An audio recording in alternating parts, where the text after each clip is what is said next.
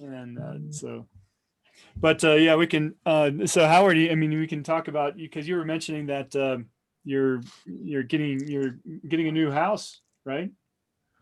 Yeah, we have a bid in that's been accepted on a house, and we've been looking on and off for the last few years and couldn't find anything. And the market got crazy, and it's crazy now. Right now, as soon as a house comes on the market, basically, if it's a good house, it sells over the weekend. So they start showing the house on Friday. You have to have your offers in right away, and then they come back on Monday, say come back with your best offer, and it goes. So. Wow. Where are you, Howard? Westchester, New York. What's happened now, Sandrine, is that with the COVID, a lot of the people in the city are looking to go to the suburbs, especially people with children, because they've been confined to their apartment and they're looking for more space. So there's been this big exodus to the suburbs, and we happen to have very good school systems and beautiful open space up in this area. And it's only, it's a less than an hour commute from New York City. So it's really been nuts. Yeah. But we've landed, and now this afternoon we're going for the inspection, and hopefully everything will check out, and we'll be on our way. We've been in our current residence, which is a townhouse, for 18 years. So even the thought of moving is quite scary. We have so much stuff. Well, I was watching the news the other day. They said that moving really is one of the top stressors. Buying a new house, moving, it's a very stressful. It's exciting, but it's definitely tough. Well, it's your biggest expense, of course. And yeah, just the whole thought of how do we, move and pick up from here and go to there. We're all in the next town, so it's less than 15 minutes from where we are currently. So in terms of adapting, it's easy. We'll be using all the same services and such, but it's just the physical move itself. We have very nice services in Dubai. So I change house every 1 year or 2 years, because in Dubai that's more frequent. Okay. Because we rent, we don't buy. Oh, okay. We rent, and the rents can move up or down very, very quickly. So this year I was able to negotiate an 18% reduction in my rent, which is the first time ever that I was able to do that. For you. They have services where the guys come and they pack everything for you. I do one suitcase about my personal stuff that I don't want them to go through. There are special drawers, okay? But other than that, we don't do anything. And when they unpack and put things back into the cupboard. So you say, hey, this in this cupboard, in that cupboard, that in the other cupboard. This is the room, and it's very cool. I worked with a company once that relocated me when they made me an HR manager, and they relocated me to Tacoma, Washington. And I never had that experience where they come in and pack up your stuff. And so when we were unpacking, they were unpacking, they pulled out the coffee maker, and it still had the coffee in it and the coffee grounds. And literally the movers took the whole coffee pot, still hot probably, and stuck it in a box. That's great. I'm like, okay, well, that's interesting. Oh, funny. But no, it was kind of nice to have people actually move for you, though. Oh, I know. So Mohammed, I see that you're joining. So welcome. We're just talking because Howard is getting ready to hopefully move to a new place. So we're talking about the moving process. And the last time I moved was 10 years ago, and it was after I have 4 kids, and so as you can imagine, toys and everything that they have. I mean, the moving and I did it myself, and it was the last time I'll ever do it myself. I mean, it was it was horrifying. It's definitely worth paying for. Definitely. Yes.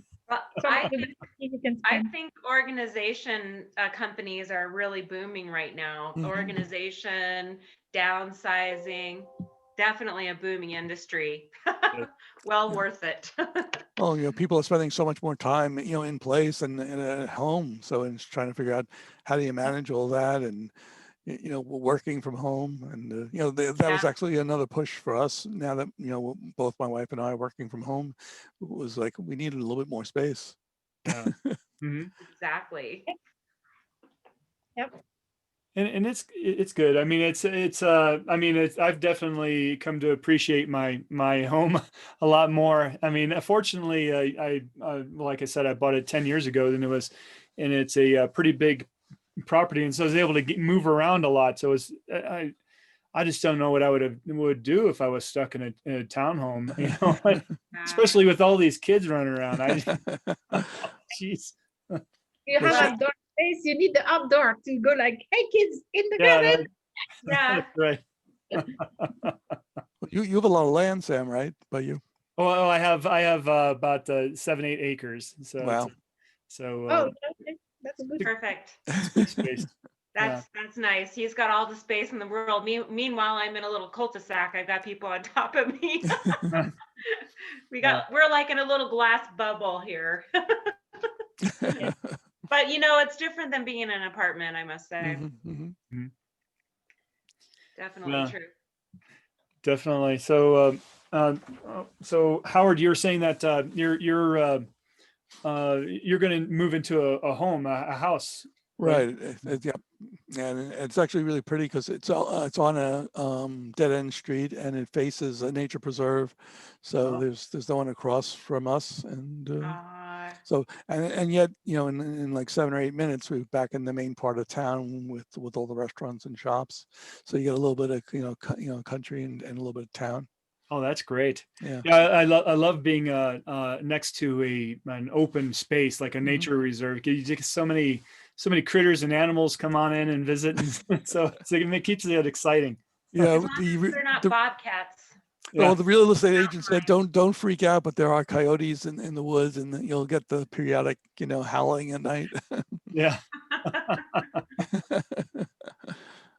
That's right. So, Sandrine, so in Dubai, I mean, what kind of wildlife do you typically see out there? I mean, are you mostly in the city? Oh, in Dubai. So first of all, we live in an apartment. We're on the 18th floor, so we don't see much of wildlife. Yeah. Where exactly. But what we have seasonal birds. We have flamingos, and because there are wetlands, so there are migration birds. They stop here to pass the winter in the warmer weather. The ones that are coming from Europe or on their way to Asia or Africa. So this is quite nice. And there are also, of course, camels, which you can really see quite easily. They were just outside. You could see a lot of them just outside of Dubai, even like 2 years ago. They've moved them a little bit because Dubai is expanding as a city, so they need the space. So the camels are back in the desert. And we do have a lot of local birds as well. There are those kind of, I call them doves. They're not white. They're kind of gray, reddish, like the sand, and so beautiful, so cute. So I love those. So I try to feed them. Very nice. Great. So we're going to be starting here in a minute. Yeah, so I'm going to go ahead and share my screen here. Yes. So we have a bunch of wonderful people joining from a lot of regulars. So thank you everyone for joining us once again. We're going to have a great conversation today. We have Sandrine Bardot, and Howard Nizewitz, our compensation experts, are here. And we're going to talk about all things year end and preparing for our employees. So looking forward to the conversation. Right. Yes. Well, welcome everybody. We really appreciate everyone joining our People Strategies Forum. And we have just been rocking and rolling with a great year of innovative, progressive ideas around people strategy. So, everything we can do to support other leaders, other HR professionals, executive leaders, business owners with how to be above and beyond your normal employer.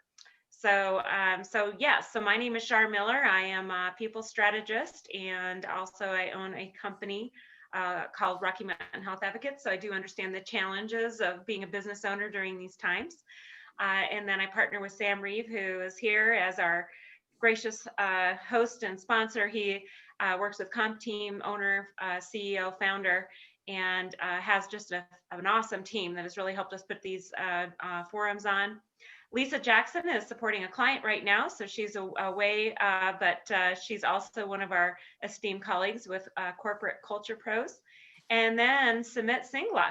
So Sumit is with us too. And just if you take a look at his bio, man, then he's got just an incredible background. It's been just an honor with his expertise. So just talking today, we have Howard, and he is a compensation systems expert. So welcome, Howard. You are also part of our compensation mastermind team. So just awesome that you have your expertise. So you can introduce yourself soon. And then also Sandrine Bardot. So, and welcome, performance reward consultant and trainer. Just awesome total reward background. So I understand that Sandrine and Howard are going to be leading us in a discussion, and obviously Sam has tremendous expertise in that part as well. Howard will need to step away. He's got exciting things going on with buying a home today, and so he is going to be stepping away towards the end of our presentation. But so today we're going to be talking about the year-end activities, the salary review process.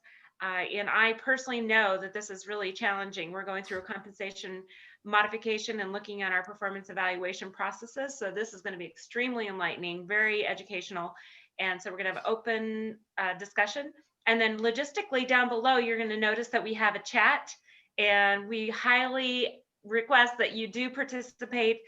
Let us know your experiences, any of challenges that you have, stories, information, or even any particular questions that we can address. We're going to be spending a lot of time on this topic today, so we have more than enough time to answer your questions. And then also, just want to mention there's a poll, and that is where we have a free gift to you as a business leader, HR person, where you can spend time with any one of us. And we'll have a call with you, and most likely we'll give you more than 15 minutes. So please take advantage of that. And I have to tell you, this information is invaluable. And then also throughout our presentation today, we talk a lot about what's called the TMA assessment, which I have to tell you, if you're revamping your way of talent management strategy, performance management, salary administration, the TMA method is also an integral part of competencies, preferences, and talents. So this is a good tool as well. So let's go ahead and get going. We'll go ahead and start with our presentation. So welcome, Howard and Sandrine. How are you today? Good. Glad to be here and excited to have this conversation. And Sandrine is going to be leading us through, and we'll be interjecting with various questions and points we want to raise with her. So excited to get going. Okay, a lot to cover. Thank you, Howard. So let me start right now. Oh, is it good? Can you see the slide? Yes. Yes. Okay, super. So we're going to be talking about all those things that we need to prepare at the end of the year in terms of salary review. And by the way, end of year is not necessarily end of calendar year, could be, and it's end of your fiscal year for your organization. The first part is about reviewing your salary structure. So you should do that on a regular basis. And how you do that, you have to participate to salary surveys. And it's important to participate in them. It's a question I get a lot from clients in my part of the world. Why should I participate to a survey? There are lots of free survey guides. So the free survey guides, they can be good, but the challenge is that you can't always rely on the data. First of all, because there's not really a job matching approach, so you're not sure that really people are comparing apples to apples. And if they are done by recruitment companies, some of them might be tempted to report kind of the high salaries more than anything else, because then you would recruit somebody and they're usually paid a percentage of how much that person is recruited for. And the other thing is that in surveys that are self-reported, you know, like on salary.com and so on, you would be surprised how many people don't really know how much they're really paid. I mean, they know their monthly payment and that's about it. Or maybe their 2-week payment in the US if you have a payment every 2 years. And so if you go with a proper salary survey provider, you take out some of those risks and you have a lot more of quality assurance, which is included in that. So it probably makes for better information. Yeah, one of the big issues with the recruitment companies is they are capturing the bid away rate. So that's what companies are willing to pay to bring someone on board, where most companies are really looking for what are people in seats getting paid, which can be very different. Yes, agree. Oh, okay. I seem to move. So how do you select your salary survey? There are many things that you need to look into, but I think one of the most important things is which other companies are participating in that survey from that provider, and are they the people that you compete for talent with? And you might not be competing for talent only with people or organizations in your own industry. It could be also people from other industries, so you might be interested in those. So let me give you an example. A few years ago, I was doing a training with the hospitality industry. It was Accor, and so they have hotels, and they were telling me that in their survey, they needed high-end retail because they were losing, because in their 5-star hotels, what they do is that they educate the staff very well on customer service, and the high-end retail companies were poaching their employees with other criteria which would not be legal in other parts of the world, but like the good looking ones and the ones with good English, and we're poaching them to work in those shops, you know, selling Vuitton and Chanel and stuff like that, because the customer service had already been ingrained. So all the people needed to learn was just the products. And so you have to really think about who is your competition in terms of talent. So that's the type of organizations that you want to be seeing in that survey. And I would say this is probably one of the most important criteria. And of course, can you afford it?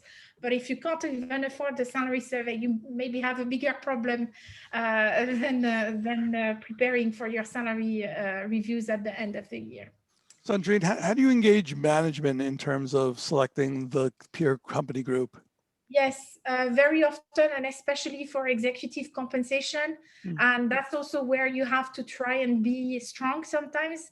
I have an example. One time I was working with a client that was an oil and gas company, and it was a small regional oil and gas company in the UAE. And they were very ambitious. And so they had insisted that their CEO would be compared to the CEO of Total and Shell and Exxon and so on. Right. It was a 3,000 employee organization. And obviously the survey provider had said, oh no, we shouldn't do it. Eventually convinced the organization to look at the 25th percentile of results, so really the bottom of pay. Yeah. And even then it was showing that the CEO was largely underpaid. So they gave him a very big increase. Guess who had selected that peer cut, by the way? The CEO of the director, okay. And then there was a big scandal because just like 2 months later, there was a survey that was published in the newspaper where the CEO, with his old salary, before his massive salary increase, it turned out that he was the 4th highest paid CEO in the whole country.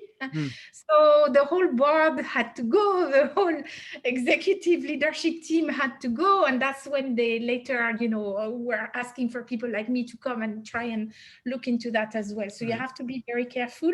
So engage with management, but keep, you know, your pragmatic hat on your head, because it's very important that they don't have too much of an influence on that if that's going to be in their own interest. Yeah, that's right. I mean, there's a lot of, in the US, I mean, you know, a lot of private companies there's a lot more flexibility on how you can select your peer group in a private company, but it's so everybody wants and I deal a lot in technology. And so everybody's like, oh, we compete with Google. And that's like, well, not really. But so it's always important to ensure that the right size and scope companies are in there. Yes, very, very. Okay, so how you shouldn't use your salary survey. I always love Dilbert. So this one is the pointy hair boss saying to Tina, hey, Tina, I just learned that you're placed 20% below the industry average for your job. I'll correct this injustice no matter what it takes. And she's so happy you do that for me. Yes, you have my word that I will lower the industry average. Very good answer. That's not how we want to use survey results. Okay. So I think one of the things that in my part of the world we get a lot is how we think about managing the salary ranges in headquarters versus the operating companies. We tend to have lots of organizations that are in diverse industries, and they might have different ways of paying. So they have to make decision, do we want to have just one salary structure for the group, or one for each type of industry, and maybe a different one for headquarters. So you need to think of a lot of things about that. But I think one of the things that I see a lot is this kind of a balance movement between centralization and decentralization. So like every few years, a company that had a centralized model will move to a more decentralized, where each operating company would have their own salary structure. And then because there is sometimes a little bit of abuse a few years back, later again, it comes back to a more centralized model. I would say that a lot has to do with the culture that you want to have. Do you have a lot of mobility between the different parts of the organization, or is it only vertical mobility within the same type of industry? And do you want to have one culture which is the same everywhere, or are your different parts of your organization very independent? So it has as much to do with the industry as it has to do with the culture that you want to have. And you have to try and see to make a solution. So in my opinion, there's not really a one size fits all for that kind of discussion. It will even be different from one year to another. Sometimes in the same company. So yeah, a lot of what I usually recommend is a lot of companies come to me and they may have many locations, and they're looking at, well, we need to do a salary structure in each one. Well, that might not be entirely appropriate. If they only have a few employees in a certain location, I mean, there's other ways you can target pay, and you need more flexibility, and jobs aren't really that standard. So I usually used a standard of, well, do they have at least 30 people or more in a particular location? Then we may start thinking about putting a pay structure in place in those areas. Yeah. And I think what we hear a lot at the moment also with the pandemic and the move to maybe work from anywhere is that what happens if somebody moves from so do you pay for cost of labor, or do you pay for work, for the job? And I think organizations can sometimes simplify their own life to maybe not have, if they have like, I don't know if there are operations in 45 US states, maybe they can have like 3 tiers of salary scales for the high cost, the middle cost, and the low cost or lower cost. That might be enough. I guess it depends on each organization, but those questions are going to pop up more as we move into a more regular type of remote work and work from anywhere type of working environment. Yeah, that's a really hot topic now with companies having people work from home, and should it really matter if am I paying for a skill set, or do I really care about where people live? So if I hire someone and they're in San Francisco for the US, for example, and then they move somewhere to a lower cost area, do I need to adjust their salary if they're doing the same job or not? And I'm not sure. I think companies are struggling a bit with that right now. And I would say, if I may give an example, so I'm based in the UAE, and we have 2 very higher paying Emirates, Abu Dhabi and Dubai.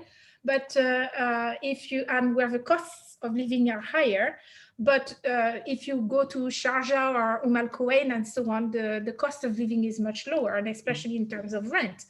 And organizations know that people commute, but they don't look into that in the UAE, at least not at the moment. They go like, hey, you want to do 2 hours of commute? That's your problem. You're going to pay 40,000 dirhams of rent instead of paying 120 in Abu Dhabi. Good for you. And that's it. So I guess it depends also on the culture of the organization. That's right, Matt. Okay, so if you have salary ranges, you need to figure out, do I need to review those and change those? So the first thing that you need to ask yourself is, how do you define the market? Okay, have you changed industry? Do you plan to expand to new activities, or do you have the same competitors? Are you losing people to new organizations and so on? That would be the first thing. If there isn't too much change in that, that's the first element to say, hey, maybe we don't need to do much change into the salary structure if we updated it or created it last year. Then you'll need to look at your compensation philosophy, obviously. So are you still wanting to pay at the same position to market? So do you want to pay at median or the 65th percentile, the third quartile, whatever it is?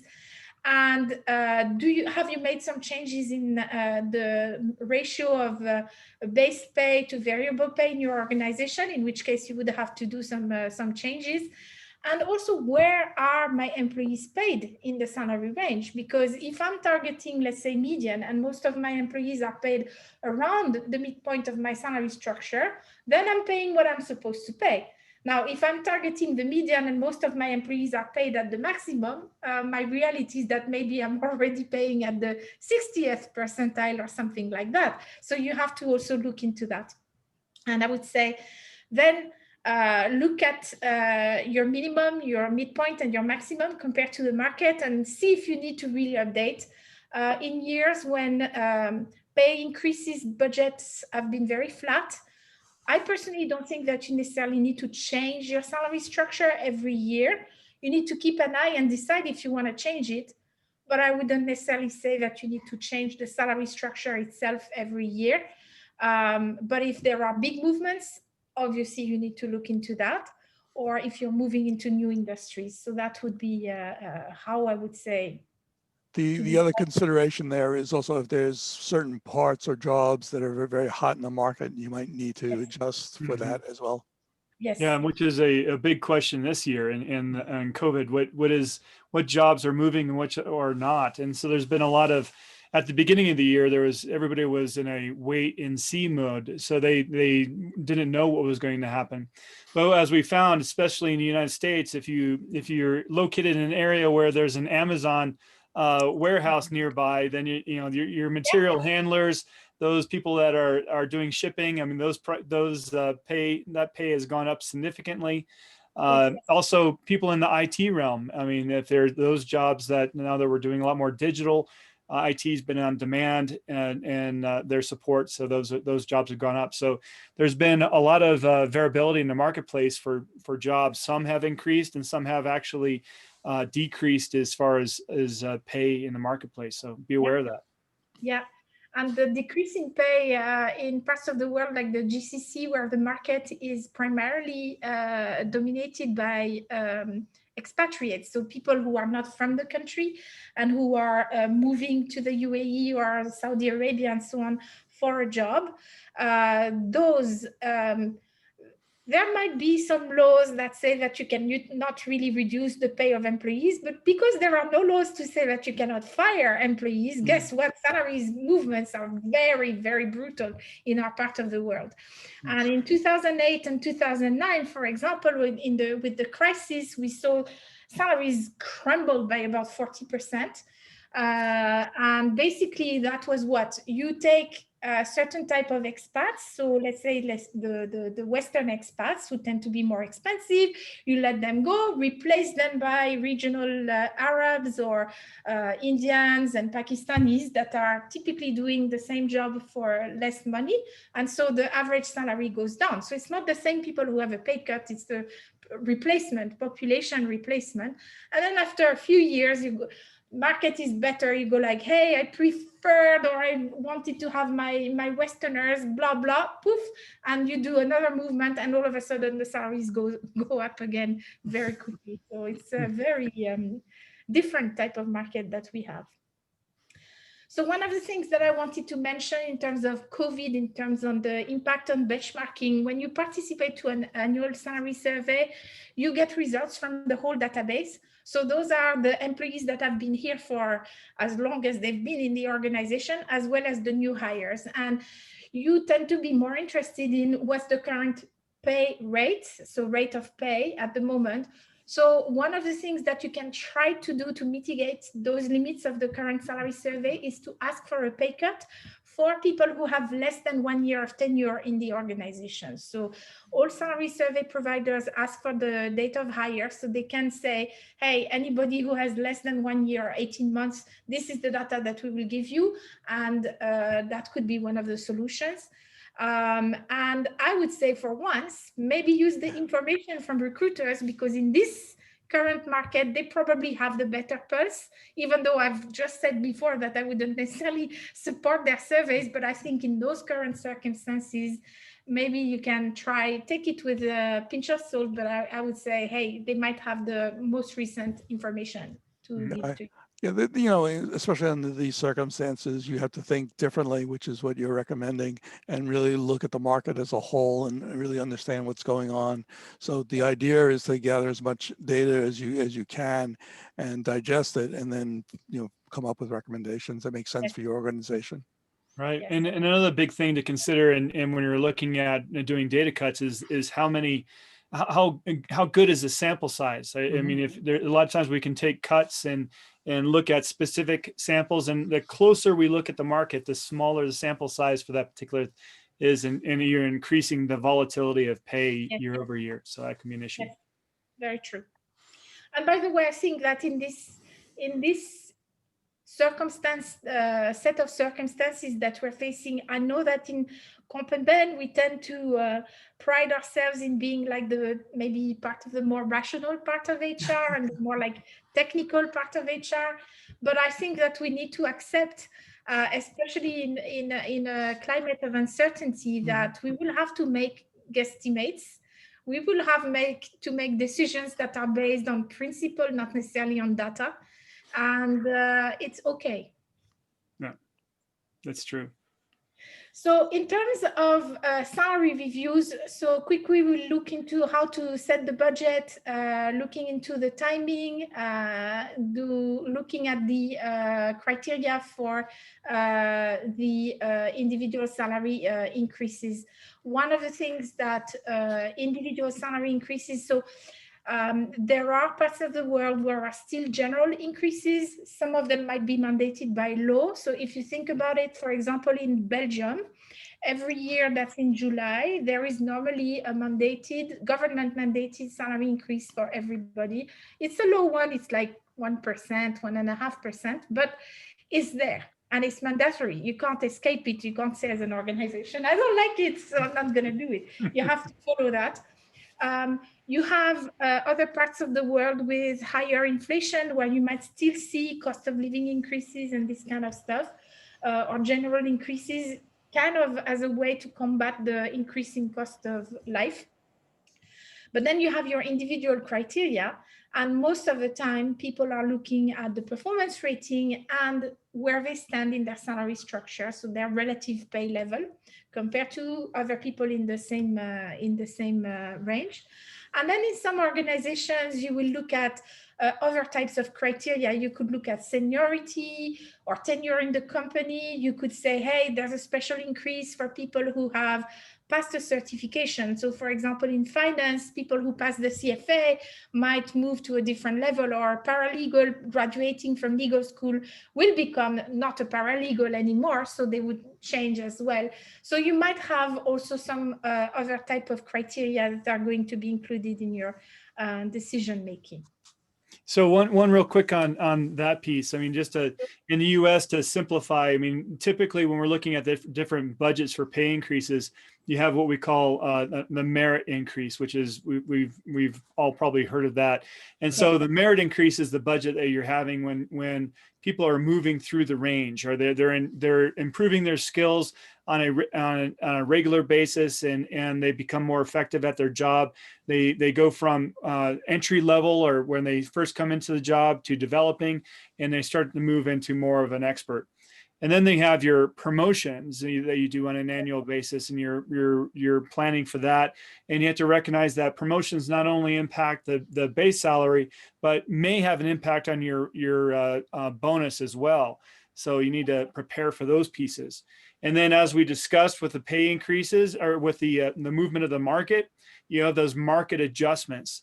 And those could be for, hot skilled jobs. We talked about IT. We talked about material handlers. The pay or the market pay for those jobs may be expanding throughout that year. So you have to have a budget that accommodates that. Yes.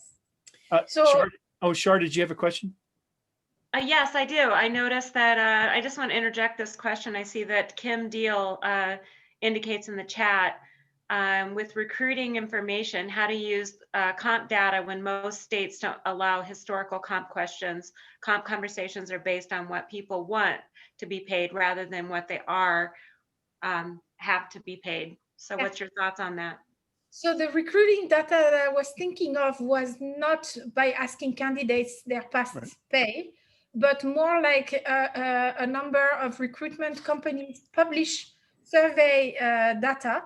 They say, hey, here's the pay rate for this type of position and that type of position in the market at the moment. So that's what I was referring to, not to individual questions that may or may not be legal, depending where you are in the world, about what people were paid.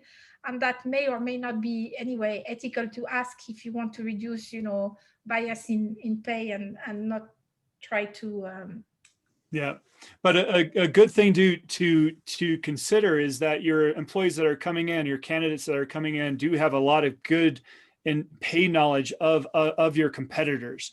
And so you don't have to ask them, in their historic pay, but you can ask them about pay practices in other areas, such as sales comp. And, well, how did that sales plan work? Or how did this work? Or what are the relative pay levels that you know of those particular jobs? If they're a manager, they may be able to give you some information. And so that is a way to get a little bit more real-time information from your recruiters. Great, thank you.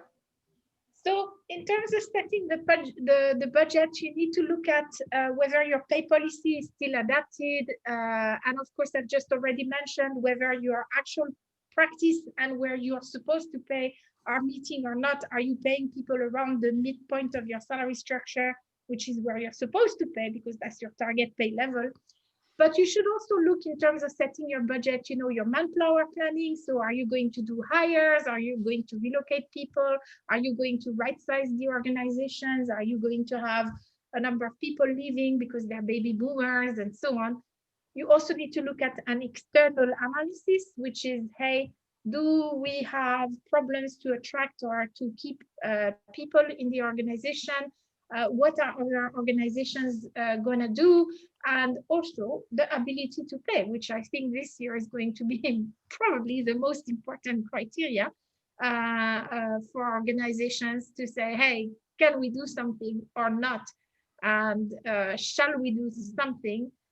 Or is it giving a risk that we might have to make some other decisions down the road? So I think this is going to be a burning question for 2021. Yeah, these will be interesting times for companies because in the past it's been so easy to just kind of follow the market and follow the leader. And now with everything turned upside down, I think firms really have to make individual decisions based on where they see themselves in the market, where they want to be, their, not only the past performance, but what they see lying ahead in their future. And I think culture as well, in terms of what do you value? How do you see your relationship to employees? Are employees an asset? Are employees, more of a cost? Or are employees partners as well? Because some organizations, and I've seen that in the 2008 crisis, my best friend was at the time working for an organization that was very much hit by the crisis, and where the management of the organization asked employees, they said, hey, we can either all take a 10% salary reduction and management will take more, we will reduce our own pay by 40%, and we cannot tell you when we will get out of that, or you agree and we may have to let go 5% of employees, and please vote. And people voted, and they voted for taking the pay reduction, and then as soon as it was possible, they went back to the old salaries, and that created immense loyalty by the people for that organization, because they were like, our management really cared about our opinion, And they could have just gone the easy road, which was to say, hey, let's just cut 5%. It's easy. We'll say they were the bottom performers and that's it. But no, we made a decision to act in solidarity, and that worked. And I think that especially with younger generations, the millennials and so on, I've been looking at watching a lot of webinars recently, and even Mercer was saying, people will remember how we treat them. And personally, I think that we've seen a better handling of the crisis this time around compared to 10 years, 12 years ago when the big recession took place. I mean, it's not the same, but I think that companies did not just revert to immediately saying, hey, let's get rid of employees. They tried to say, no, let's try to find something and figure out what's happening. So I think this is going to be very important as well for making. This is why, how critical it is, especially during these times, to have open communication. Compensation has also been viewed as a black box, and for many employees. And this is definitely not the time for compensation to be a black box and for leaders to communicate. Exactly. So just from the point that Sam was making earlier, so personally, how I see that the increases should be applied. So if somebody is eligible to multiple types of increases, my point of view is that they should be applied in the order from the most general to the most unique type of salary increase. So obviously, if you do have general increases or cost of living increases, should be applied first, then merit, which is applied to all employees, even though it's a different amount. Then promotions, because promotions apply to fewer people. And then once this is done, do you still need to do an adjustment to bring those people to what the market is doing if there has been a lot of market movement, as we were saying, for those people working in logistics or IT or something like that, for example. So this is one of the things that I recommend to look at. Oh, one thing, Sandrine, if we could go back to that slide. I think the important thing to mention here is that in the United States, we often focus on the merit, promotion, and adjustment, and that top layer comes into play often when you're in many multiple different countries, and you have to look at other economic pressures such as hyperinflation and so forth comes into play there. Yes, very true, very true. I remember a few years ago, I mean, most organizations in the GCC were giving general salary increases because inflation was over 5% a year. So there tended to be like kind of a 2% as a general increase for everybody. And now it's almost nobody's giving that. So it also follows what you were saying, times of inflation and so on. So yeah, definitely. So I just want to go very quickly, remind people that anyway, pay for performance, it's a continuum. It's not a black and white situation. So you could have no differentiation for your high performers to complete differentiation and giving them a lot more than what for the average people. You could have also from no payment to small increases even for your low performers. So remember that you do have some flexibility, and that shows into how you use your merit matrix. So the merit matrix is the table that you use to decide based on the performance rating of the employee, which you see in the rows here, and the position in the salary structure, which you see in the columns. So that's the comp ratio, which is the employee base pay compared to the midpoint for their range, their salary range. Depending where they're positioned, obviously in that example, you would see that somebody who is above the expectation and paid at the bottom of the salary structure, in that example, would get a 7.5% salary increase compared to an employee who's meeting expectations but already paid a little bit above the midpoint would receive 4.5%. So obviously you can play with those numbers. So currently what we do see is that in terms of best in class, we see that it's not a fixed number, which is in each cell, it's a range. So it gives managers some kind of guidance on what they can do, but also some kind of flexibility on what they want to do based on the position in the salary structure and the performance rating. And you can see that there is more differentiation for the people who have a very high performance rating and no salary increase for all people, even those who are rated 2, which is below the expectation, not your poorest performers, but if they're paid above the midpoint and they're not really meeting the expectations, why should you pay them more than what you're supposed to, what you're targeting in terms of pay? So that's the kind of stuff that we see. But we also see some organizations that are doing things even more different. So this one is inspired by my work when I was with a high-tech organization that was many years ago, and it's a very big organization that you're probably using their software every day on your computer. And at the time, we moved from a quartile, so dividing the salary structure in 4 to dividing it in 3 columns. So tri-tiles, as we used to call them, it's a mouthful. But if you can see, I've taken the exact, we had a very narrow middle column, which was comp ratio, basically meaning people who are paid at the midpoint. Because as an organization, we were paying where we wanted to pay. So most of our employees were around that midpoint. And so we had that, and that was our target. And then we had wider columns, if you will say, because there's 15% difference instead of just 10% between minimum and maximum of each of the columns. And we had much more differentiation between those populations. And one of the things that we were doing, if you look at people who have an outstanding rating and a low position to market, the salary increase could be, let's say, 11 to 15%. So it's quite wide, but the budget was 12. So the budget was more than the minimum of the amount that was available for the manager. So that was a way to encourage the managers to even differentiate more, even within that employee population, which is in that cell. Mm-hmm. And we did not use comp ratio, we used market ratio, which was, instead of looking at the position, if we could, the position in the salary structure as a proxy for market value.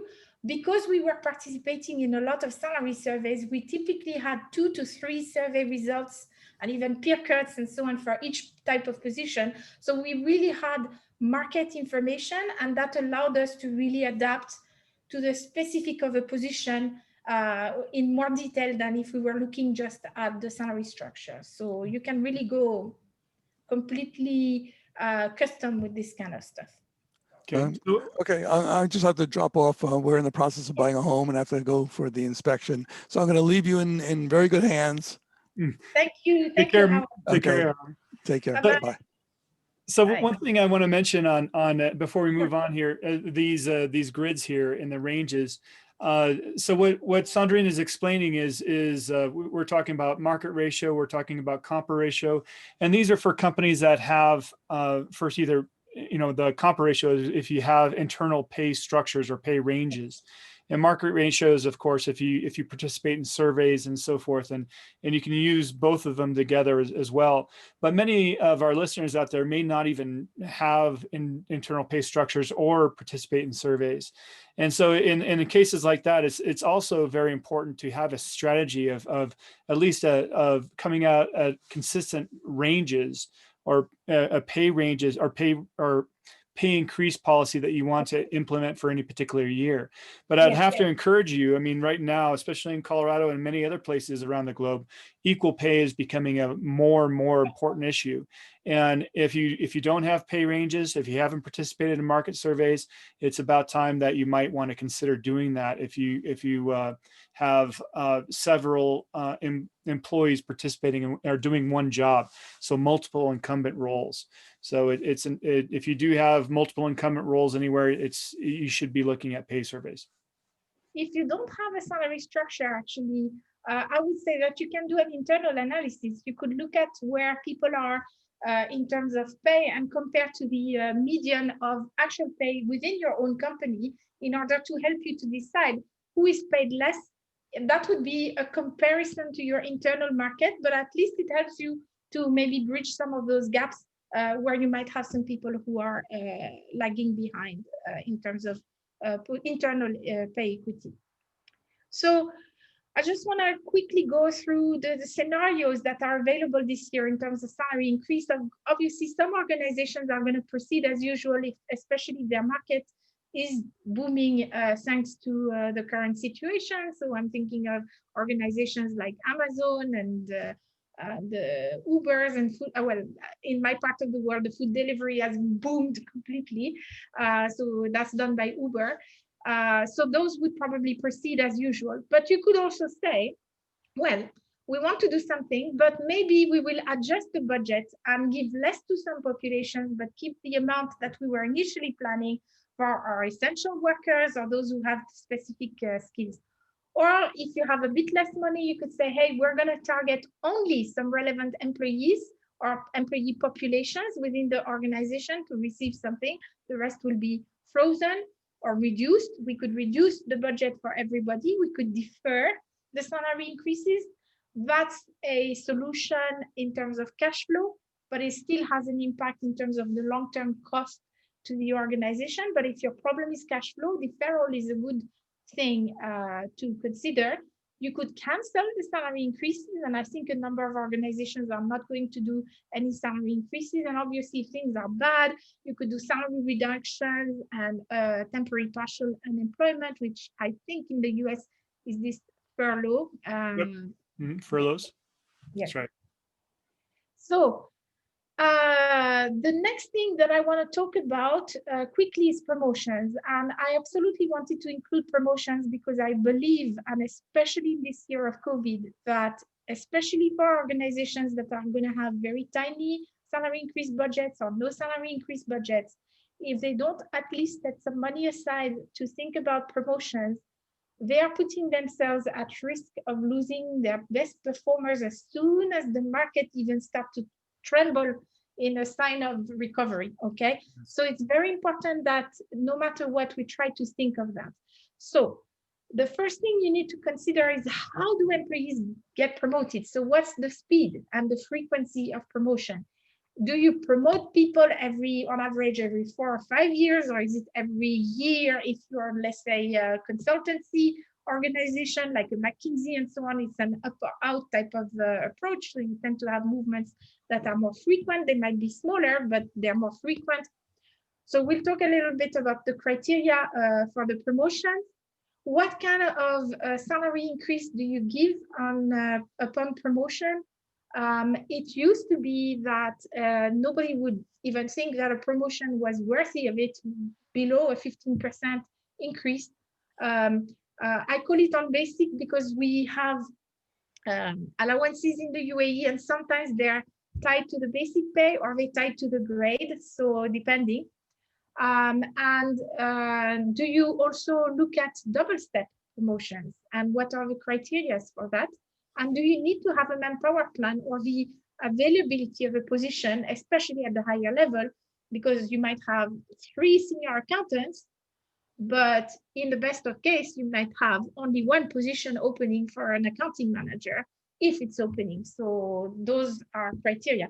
Maybe for moving from accountant to senior accountant, the availability of a position at that level is more of an internal decision, but you have to think of those things. So what do you consider when you're looking at your promotions? And for me, this is so important because I've noticed that nobody's really talking about it in terms of compensation and benefits. Promotions are talked a lot in terms of talent management and in terms of employee expectations, you know, and people saying, hey, what do I need to do to get promoted? Or managers saying, hey, how do I support an employee to be promoted? But we rarely talk about it from a process point of view and from a budget point of view.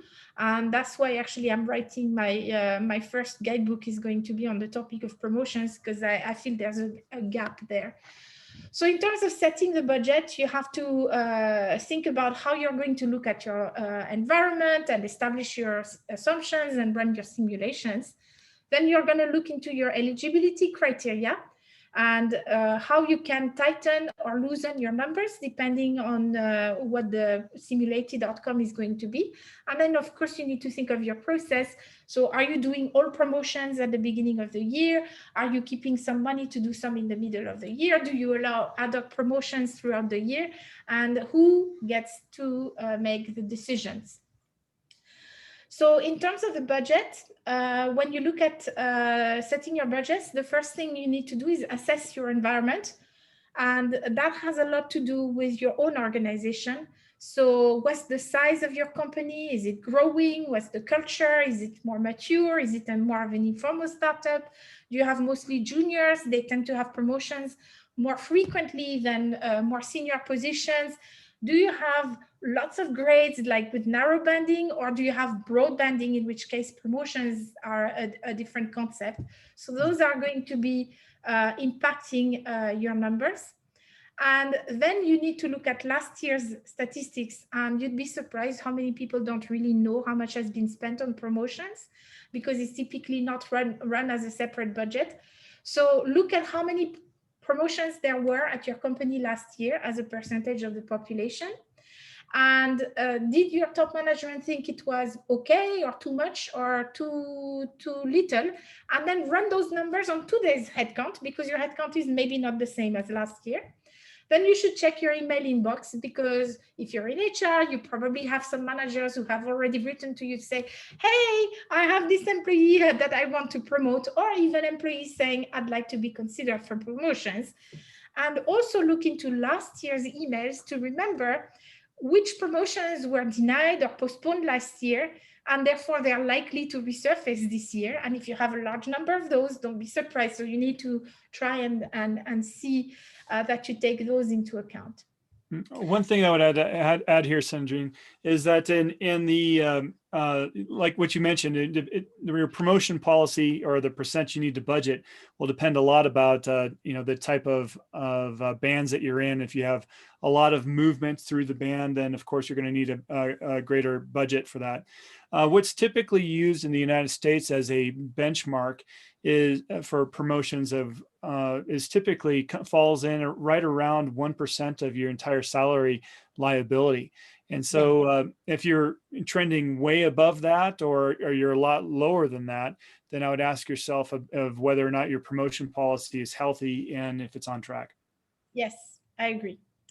So other things that you need to look at, your manpower plan. Okay, are you going to create new positions? Will there be opportunities? Do you have lots of people who are going to retire and so on? Because you could have some kind of domino effect in the organization. You need to also look at the stage of your organization. So for example, depending on the industry, but in my part of the world, the education sector, government tend to have a lot more of things that have to do with promotions linked to tenure in the organization, less about merit or performance. And you could also be the only organization in your local market with your type of positions, which means that you tend to have people who will probably be working with you more because they're really, really committed to the organization, because they like that kind of job. So they probably have expectations that are not to say, hey, I need a promotion every 2 years, otherwise I'm going to move to another organization, because there isn't another organization in your market. So those will impact, obviously, your baseline. And obviously look at your external market, that's for sure.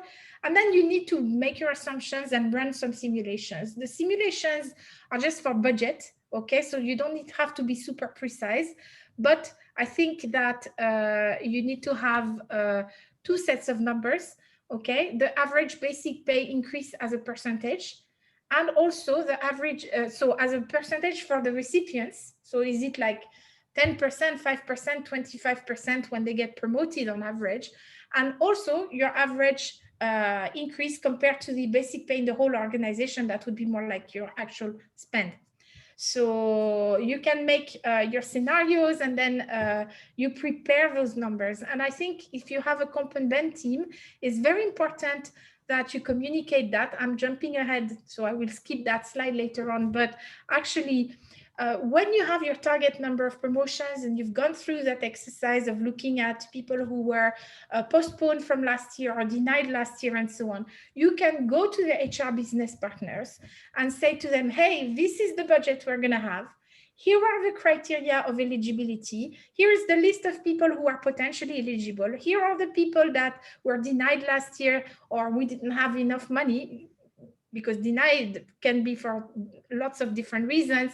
So now you can start working on preparing the list of people that you think should be proposed for promotion. And that will give so much value for the HR population because they're not flying blind.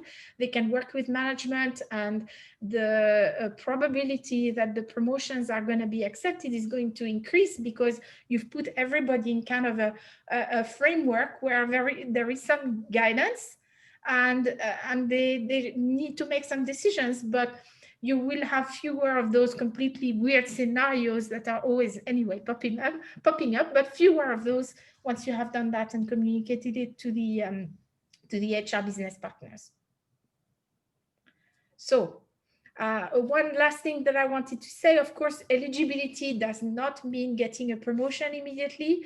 So an employee who's eligible, because let's say you have a rule that says you need to have 2 years of tenure in your current grade and you need to have a performance rating which is meeting expectations or above, that doesn't mean that they get a promotion immediately. It means that they are eligible to be considered for one, and they might never get one, or they might get one immediately. So really, that's a very important criteria differentiation, because I think a lot of managers try to play with the words and try to say, hey, eligible means that the person needs to receive it.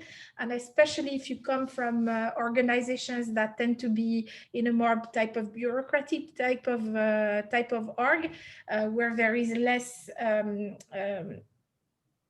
merit or performance related culture, then they go like, hey, but this person has been here for 3 years, so he or she deserves a promotion. No, not necessarily. Maybe you need to motivate them in a different way. That's not the only way to be promoted is by getting a promotion. To be motivated is by getting a promotion. So right, and then we've talked about this in past forums, as far as a lot of smaller companies are may not have those promotion opportunities available, may not have the need for that higher level role. So in situations like this, if you're trying to keep your talent engaged and so forth, you can expand their competencies and help them take on new tasks, or even do some cross training that will keep them engaged and have them being able to even be greater contributors to the organization. And that can come, that can come with pay increases and so forth. Yes. Yeah. Project work, mentoring somebody to start, moving into some kind of supervisory type of mindset and all this kind of stuff. There are many things that can be done besides a promotion. A promotion is not the only way to recognize somebody's performance and so on. Okay, so just as I was saying, the one final thing that I want to say is, in terms of your salary review process, is the communication. What will you communicate to all employees? It's so interesting that in many organizations, companies, everybody knows that it's salary review time. Everybody kind of tries to guess what is going to be the budget. Then everybody receives their letter. Everybody's pissed off because it's not as much as what they were hoping for themselves, because you've kept it completely a black box. And then there's no communication whatsoever on what did we do, how many people were promoted, how much did we spend, and so on. I personally believe that you can create maturity in your organization and set expectations at a better level and manage how people perceive the amount that they have received in a better way. If, for example, they get 1.65% salary increase and they get like, oh, this is terrible, I used to get 3.5% in previous years. Well, if you communicate that the average spend in the whole organization was 1.68, all of a sudden they go like, okay, well, I guess my salary increase wasn't that bad because it's aligned with what the average spend was. So we're in different times. So I think it's important that we communicate. Some organizations, for example, I've seen some of my clients have actually a communication where they list all the people who have received a promotion, and they do a big party about it. You know, they put their photo on the internal newsletter, congratulations, da da da da, for your promotion. And it's all mixed. It's the managers and the junior staff at the same time, all put in the same bag. It's not for everybody, but I think that you really need to think about what will we communicate, because if you don't communicate, and this is something which I talk about in one of my presentations, which is about neuroscience of reward. The big challenge is that if people have an expectation, and they're going to be much more disappointed if what they have doesn't meet that expectation. So you need to set the expectation by communicating, so that it will decrease the level of potential dissatisfaction, because people think that they know what is the spend, because they take 1 point, and it's like their friend who was the superstar, and they compare themselves to the superstar who got 5% increase, and they got 1.65, and then they go like, wow, this is not fair.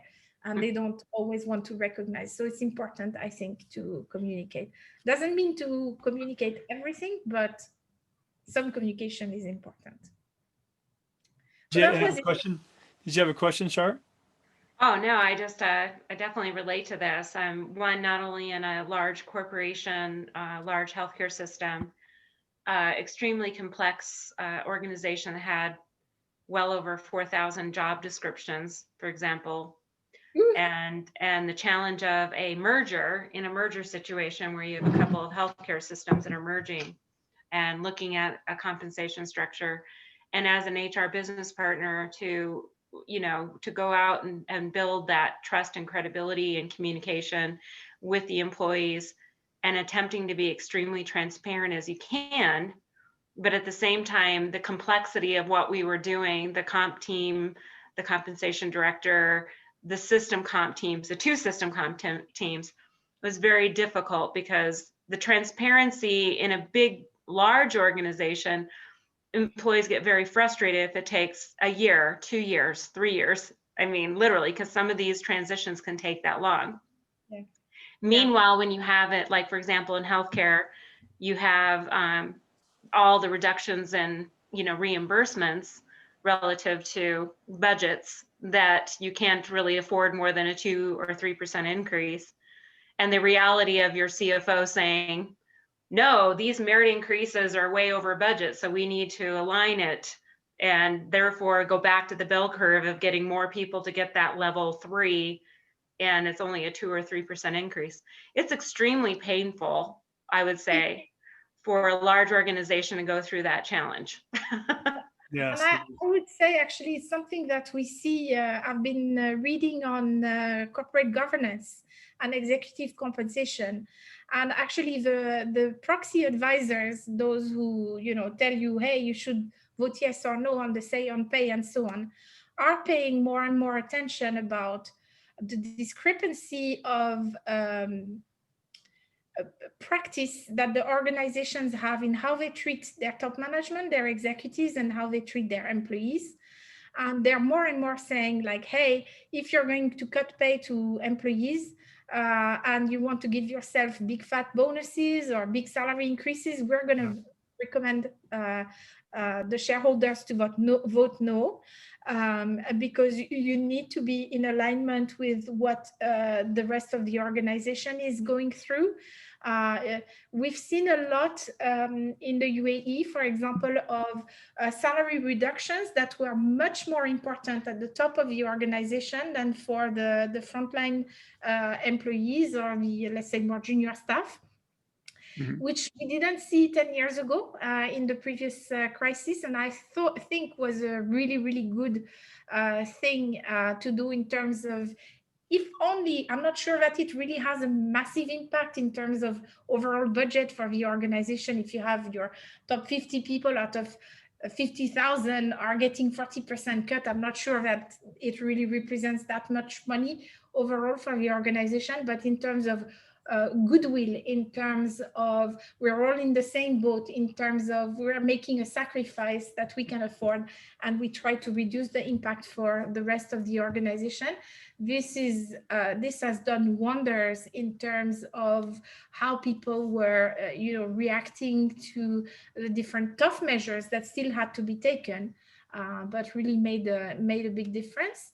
And so we do see more and more of that taking place, and it's more difficult to have like complete disconnect between what you do for management and what you do for the rest of the staff. Yes, absolutely, and it's very public. Oftentimes, the executive compensation, CEO compensations, et cetera, are all out there. Everyone knows that they're making 100 times more than what your frontline employee is. Often, I'm sorry, Sam. What were you saying? No, I was just going to totally agree with what Sandrine's saying. I think that is a pretty much a global phenomenon. If your leadership is not taking a hit when they're asking others to either leave the organization or have reductions, that's a real gap in their leadership ability and style. And so I think that most employees and shareholders are on board with how that should look for companies in the future. Sumit, what do you think about that? So that's an interesting point, Sam.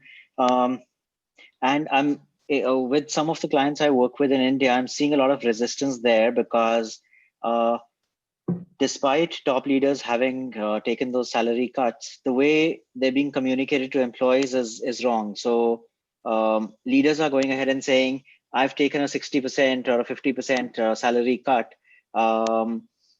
And we're putting an across the board cut of say 5% or 10%. And the employee comes back and says, well, my salary already is 1/100th of yours. So whether or not you're taking a cut doesn't really matter because I need my salary to run my house. So, I mean, they have to approach it with humility and check with employees on how they can survive together and fight this crisis together, rather than saying, hey, I took 60%, you're only getting a 5%. So yes. it can't be placing themselves on that pedestal. And in fact, I was typing it out in the notes, in the chat rather. So the consulting firm EY had an interesting approach where they said managers and above will get a 5% salary cut. However, if your performance is above satisfactory levels for this year, we will add that 5% back to you. So in a way, they moved a little bit of fixed pay to variable pay and said that you still have a chance of making it. We would love to give it back to you. However, we need to collectively perform well for that to happen. Yeah, good point. So that's pretty interesting. And I think, and I think the big point on all of this is really around what Sandrine was talking about in communication.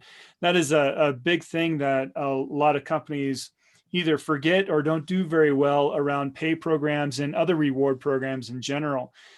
You might have a great sound process, even a fairly transparent process, but if it's not communicated effectively, you're always going to have issues with adoption and follow through.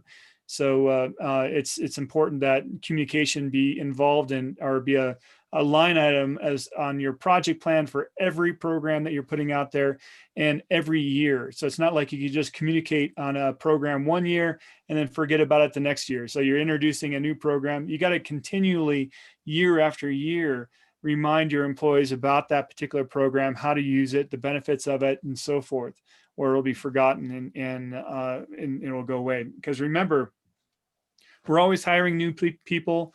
We always have new managers coming on board, and simply people forget about the benefits. And so we need to make sure that the communication is paramount. Absolutely, yeah. Yeah. I stopped my share screen. I just would like to go back to one slide, or Sam, I don't know if you have it because I escaped, obviously. Oh. But I wanted to show the Garfield, which is just after it's almost my last slide. Just 1 second of humor. So let me hear. I can pull it back up here. So here we go. We're talking about communicate. Whoa. Yes, that's the one. The which one you wanted to go to? Yes, this one. This one, the comic, of course. It's Yes. a comic. Yeah, for the end, I thought that would be good. So you've got a choice here. You can either squish my guy or take the chest full of gold coin. And of course, Garfield goes squish. And he says money isn't everything. And I think this is something which is especially relevant in our world of total reward, that we need to think that it's not just about extrinsic motivation. It's also about intrinsic motivation. And especially in times where maybe budgets are tight, but also uncertainty, all the things that you can do that can help increase the engagement of your employees, make them feel comfortable, make them think about the future, make them feel that you care as an employer.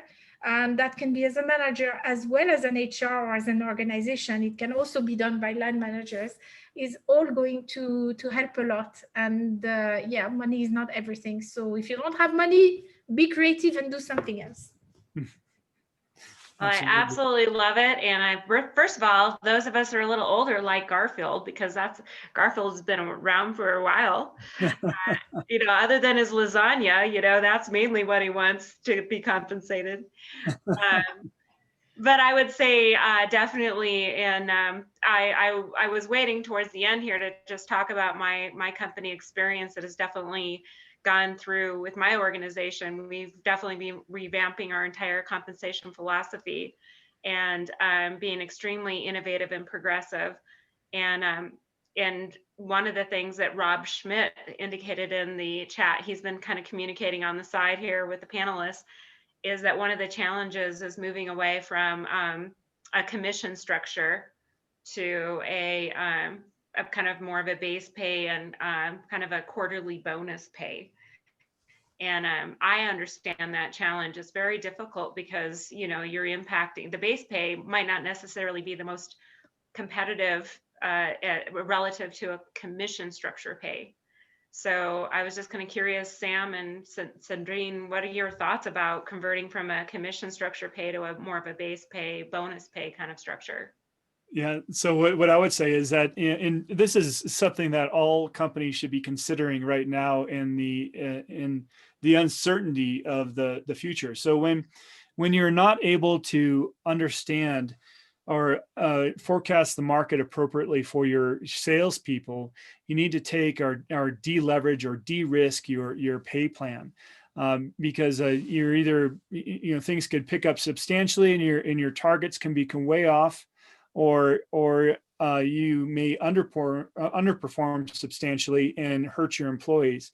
And so we need to think about deleveraging in situations like that, and taking more out of the variable pay and having more guaranteed pay in situations.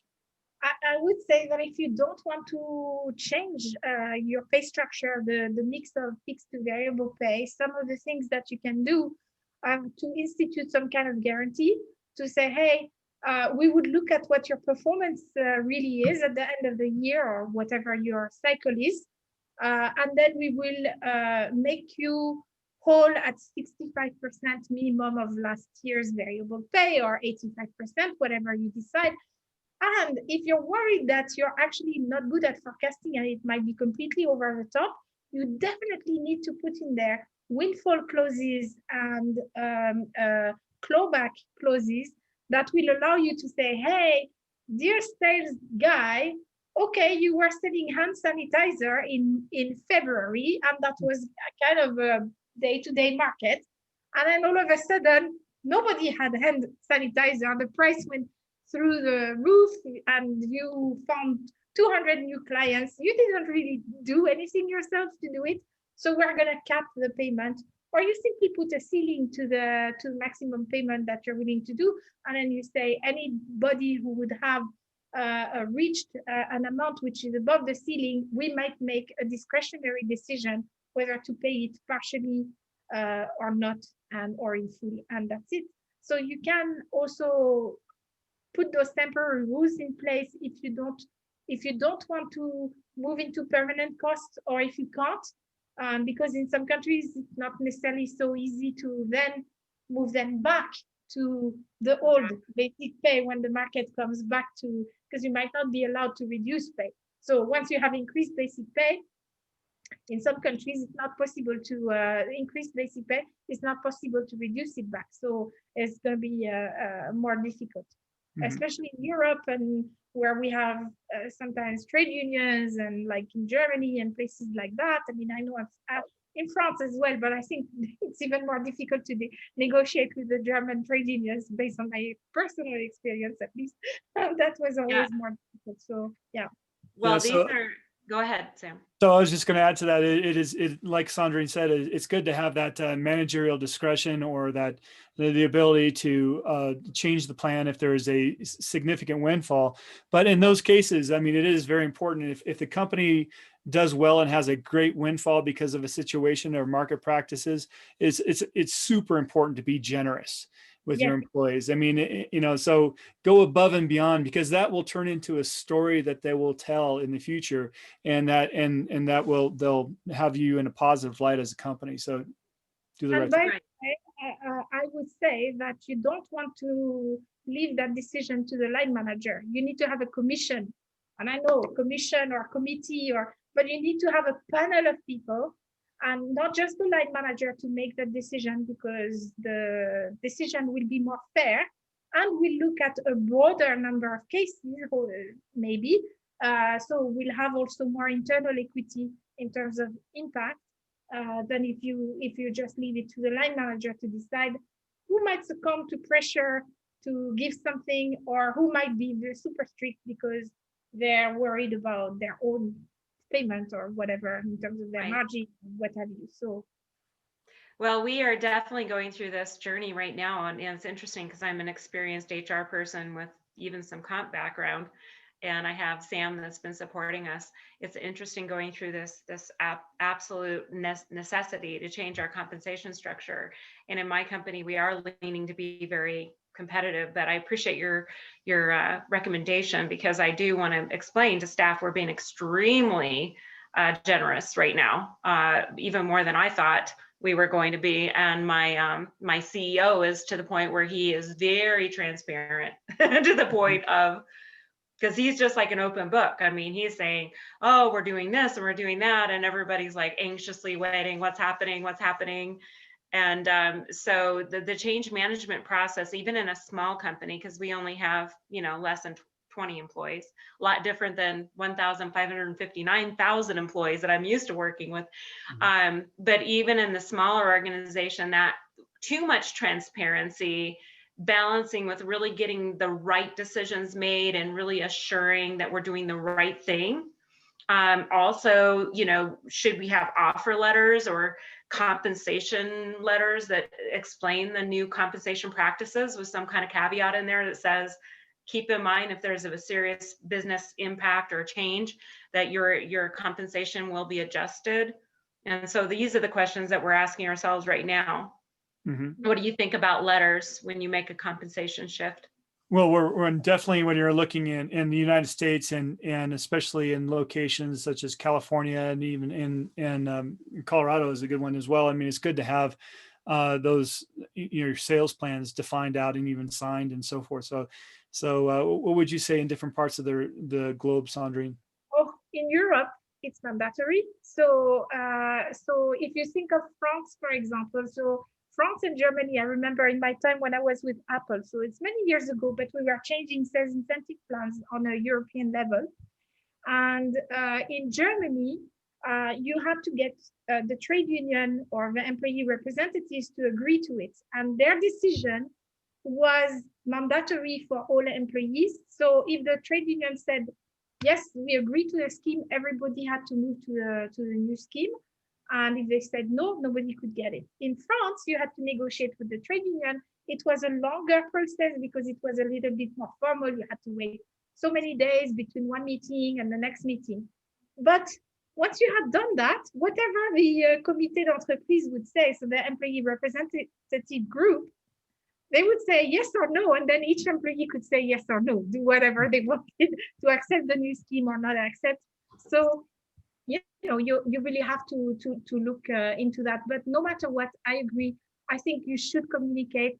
And I think it's not just about the legal aspects of the plan, which where you need to have a document, but especially for a sales incentive plan, you need to have like simulation tools and presentations and some kind of in the old times pre-COVID, so 9 months ago, we might have done a roadshow or something like that, to meet people and explain and because the more you explain and the less of a black box it is, the more that people will feel comfortable with it and will be accepting of it. So it's worth it to have some tough questions to answer. It's not very always comfortable, but in the long run, that's what's best for your organization because you'll get much more adhesion to the scheme.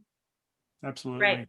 Yep. I do want to mention one of the things that we did when we reopened, since my organization was shut down during COVID. When we reopened, strategically, we utilized the TMA method and strategically utilized focusing more on competencies, capabilities, preferences, talents, and drives.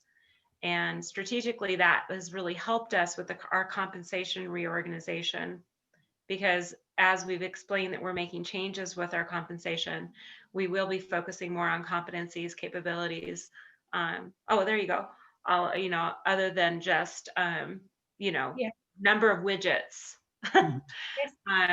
Behaviors, accountability, showing up to meetings on time, being innovative, progressive, just far more than just, showing up to work and getting, numbers of things done. So that transparency has really helped us. And I'm so fortunate that we have these types of tools that's really above and beyond just your typical compensation program. Yes, I so agree. And I see, as we see more and more organizations trying to move towards some form of pay for skills, or as it's called, or pay for competencies or capabilities, whichever way you want to call it, I think that you need to be conscious of the more holistic approach because it impacts career development, individual development plan, training, mentoring, all sorts of other parts of the organization. But it gives so much legitimacy to the changes in the compensation scheme because it reminds people that we're not just paying people based on a random number. So I remember in my last corporate role, I started in September 2010, and I asked to see the salary structure. I was the head of performance and reward. Of course, I wanted to see the salary structure.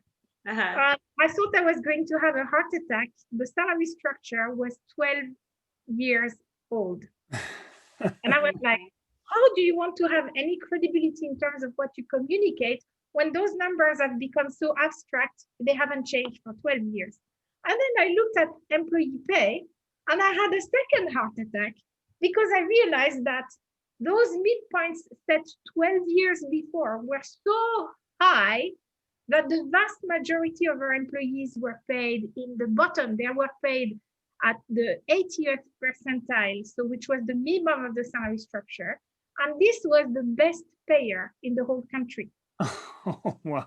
And everybody was dissatisfied with their pay because there had been such a disconnect between what they knew, because over time people know the salary structure. I mean, it cannot be a secret even if you don't want to communicate. Managers will piece it out, through recruitment when they understand the kind for the different grades and so on. People figure it out. And so it was so disconnected from the reality and the practice of whatever we were saying in terms of philosophy of pay, whatever we were really paying, because people couldn't see that they were paid high because they only could see I'm paid at the bottom of my salary structure, so I'm paid low. You're actually paid 25% more than the rest of the market for the same kind of job, but they didn't see it. Of course, they didn't. They didn't want to see it.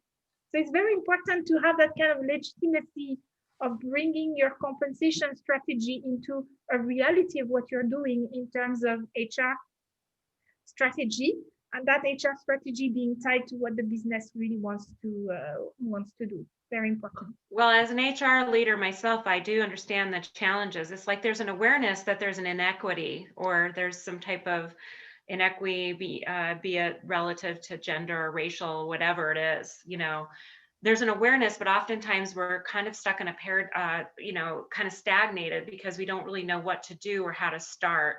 And that's why I think having that outside consultation is really important. And I would say now even more so, right, with the Me Too and the racial tensions and inequities, there is now a demand more than ever. You can't just wait another year or 2 years or 3 years to start doing an analysis and coming up with a plan and strategy. I think it's urgent. It's now that needs to happen. Right. And I think you make a good point also to not just do it internally if you can, because in terms of, and I know it's not fair for those who can do it internally, but and I've been on that for 20 years. Yeah. The external help sometimes helps you to bring that kind of, it's not just our decision, there is an external element. So we have external data, we have knowledge of practice in other organizations and so on, and gives it some more credibility internally. It's a bit of a shame. It's good for Sam and I as external and Sumit as external consultants. It's maybe not so good for the internal HR, but I think especially in times of uncertainty and doubt, that even though we don't have that data at the moment, because I don't think that anybody has the data to say, or a crystal ball, we can help the client to go back to principles, values, and really try to guide the decision making, not just based on a whim, but what do we want to do as an organization? Who are we as an organization? What can we afford to do? That's very important, but also who are we and how do we use what we have to the best possible manner given the circumstances. Mm-hmm. That's really important. Totally agree. So I just want to remind everyone that if you have any questions, go ahead and drop them in the chat. We'd be happy to answer those. But one thing I wanted to bring up, what Sandrine was mentioning a few moments ago is about the pay structure being so old. In a lot of companies I've come across, and when I first interfaced with them, I've asked them, when's the last time they've updated their pay structure, and it's important to realize that pay does change substantially over time, especially if you're in multiple locations. Now, if you say that, okay, well, I'm in a slow moving industry, our company we're not uber competitive, we're not on the cutting edge, maybe you can get away with doing things every other year, but you still need to do an equal pay analysis every time you're doing pay change increases, to making sure that you're being fair to gender and ethnicity and age groups and so forth. So that's critical. But if you're in a faster moving industry, if you're in technology, if you're in biotech, especially biotech right now, the technology is recommended. You're looking at things that you're looking at doing a review, should be looking at it every year, making sure you're staying current if you're in those cutting edge industries. In a lot of the biopharmaceutical areas, they are, even in the United States, are looking at things over right now in this past year in 6-month increments for a lot of positions, because they're moving so fast that they need to stay on top of it. So be aware of how fast jobs are changing in your areas. Yeah, and if you think about it, just a few years ago, nobody had a social media manager in their organizations. So we couldn't even find market data. You had to say, hey, it's part communication, part marketing. Let's we were like creating a number, and there are new positions. We see so much of impact of technology. I think that in the future, with automation and especially automation, jobs are going to change tremendously. And if I think even in compensation and benefits, there's a lot of, let's say, the more junior competent people that are very proud, in their ability to work with Excel, to run simulations and so on. Guys, if that's all you know to do, you're going to be replaced by an algorithm in the next 5 years. That's for sure. So we have to really think, what are the parts of the jobs that are potentially automatable? I don't know if it's a word, but they have the potential to be automated. And then what are the parts that require things that are only human and that so far AI is not able to do and hopefully will not be able to do? So things that have to do with empathy, creativity, and collaboration. And that will change the jobs. And I honestly don't know if we are going to see huge changes in compensation because of that. Could be up because you say, hey, we're now focused on the value add of the part of the job, or could be down if the employers say, well, you're actually doing less than before and you're replaced by a robot, so your job is actually less than what it was before. No, I'm actually doing more things. So I think we're going to see a lot of that coming as well. And even organizations, and maybe especially organizations that are quiet nowadays, like they are doing, like the same old, and they don't have much movement and so on. They are probably, in my opinion, the ones that are most at risk than other types of organizations, because those that are already fast moving are already used to change and will be able to handle that change, hopefully, relatively well. But those that are not used to it, I like to reflect that it's like the Titanic. It's like a big boat. And those of us that are little tugboats are trying to push it along, and it's really hard to get that thing turned around. So, yeah, well, I just want to say there's only a few minutes left. So can we pull up your screen, Sandrine, so we could see how we get a hold of you? I think that it would be great. I saw some great chat going on.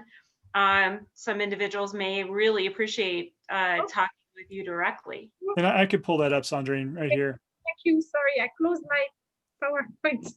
Yeah, that would be great. So those are your references and how people can get in touch with you too. Yes, yeah. So it's Sandrine at Compensation Insider, but they can also look at my blog. I have written nearly 300 articles on comp and ben over the years. Most of them are evergreen, so even if they were written like 8 years ago, they're still like, it's about concepts of compensation and benefits, so they're still good. But yeah, don't hesitate. And I'm also on LinkedIn. I'm quite active on LinkedIn, so people can easily find me. And I think there's only one Sandrine Bardot on LinkedIn. I don't think I have other. Well, one of a kind. This is awesome. Well, thank you so much. We have a few minutes left. I just want to wrap up here too, and just mention to the group, thank you so much for participating. The participants, we've got some return participants, we've got some new joiners, so thank you so much.